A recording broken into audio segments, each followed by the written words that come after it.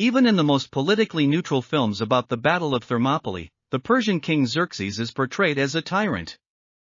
And in the famous 2006 film 300 Spartans, he is a pervert and a devil incarnate.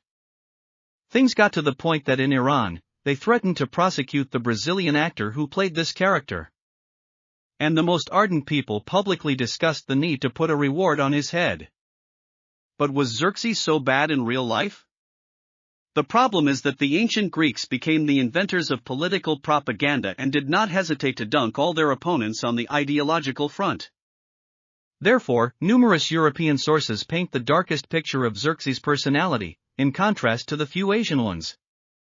But it is unlikely that an ordinary or immoral ruler would have received the title of the Great, along with two other representatives of his dynasty. Xerxes ascended the throne in 486 BC, without any particular problems, although his rights to succession were disputed.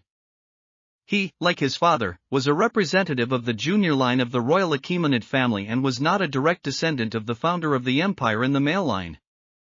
But his mother was the granddaughter of Cyrus the Great, which in the eyes of his subjects gave him greater rights to the throne, despite the presence of an older brother born from another woman.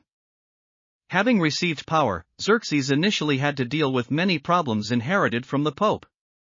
Rebellions began in Babylon and Egypt, incited by priests and local nobility. The previous ruler gathered an army for another decisive attack on Hellas, but our hero today had to use it to suppress the rebellions. He treated his subjects quite harshly. There is evidence that the Persian king ordered the burning of temples and the destruction of cities. Even part of Babylon was demolished and set aside for crops. In addition, Xerxes took to Persia and ordered the melting down of the golden statue of the main god of Mesopotamia, Marduk, although historians put forward a version that this was a sculpture dedicated to an ordinary person. He also lowered the political status of the corresponding territories, making them ordinary provinces. The ruler of Asia stopped calling himself a pharaoh and using the title of the king of Babylonia. The satraps there were not administrators from among the natives, but natural Persians. Having established peace, Xerxes decided to continue his father's work and punish Hellas for its many sins. He took into account the experience of the previous unsuccessful military campaign, ordering the construction of a pontoon bridge between Europe and Asia. In the convenient harbor, which had previously served as a berth for the Persian fleet, on the contrary, a canal was dug to save it from a storm if necessary. Warehouses for storing food were created on the territory of the subordinate northern cities. At the initiative of the ruler of Persia, Carthage attacked the Greeks of Sicily so that they would not have the opportunity to send reinforcements. In the spring of 480 BC, the Persian army set out from Sardis and was ultimately blocked at Thermopylae. After the first days of fighting, only the famous 300 Spartans remained there, led by King Leonidas, who fought bravely, but all perished. Athens was captured and burned. Only some valuable statues were sent to Persepolis. After this, the naval battle of Salamis took place.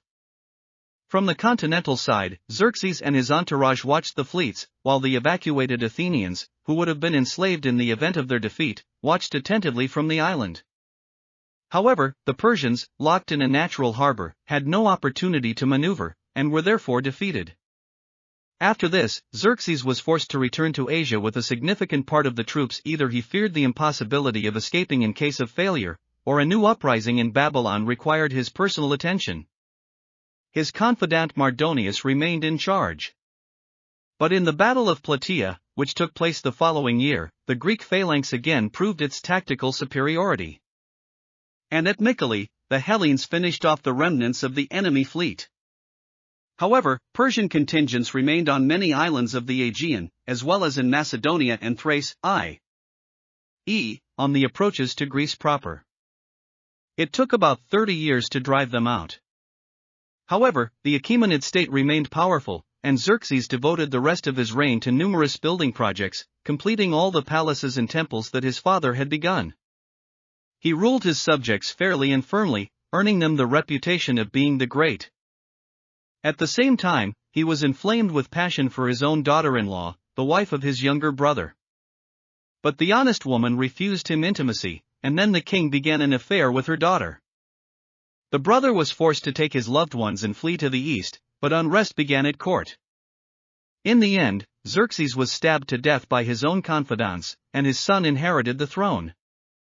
And now Greek authors call him a worthy man, perhaps because he signed the Chilean peace, which ended the Greco-Persian Wars. Subscribe to the channel so as not to miss new publications.